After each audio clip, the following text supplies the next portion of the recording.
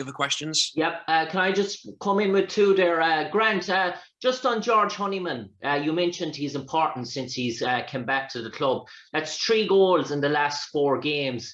He seems to be playing a real catalyst role, really behind the sort of strikers for you. Is he remind you of those Paul Scholes, Frank Lampard, those sort of late runs into the box? That's sort of what he's getting on the end of an awful lot of your chances as of late. George is a top player, Jim. He was outstanding for us last season, in terms of what we done last season and winning the league. And he was in Team of the Year. He was voted Player of the Year. He won numerous awards last season, and now he's back to full fitness. He's looking strong. He's looking sharp. He's arriving in the box. He's not only has he scored goals, he's been a part of a lot of the goals that we've scored over the last four games as well.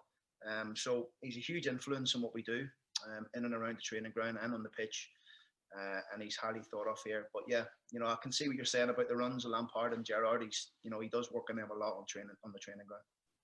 And Grant, just lastly on George, in terms of his importance to you and to Hull City, is he irreplaceable? So are you a different side without George Honeyman in the team? And going ahead, maybe looking ahead towards January, obviously backup for George, is that going to be a key aspect to have someone that can replicate what George does if George is not available to you?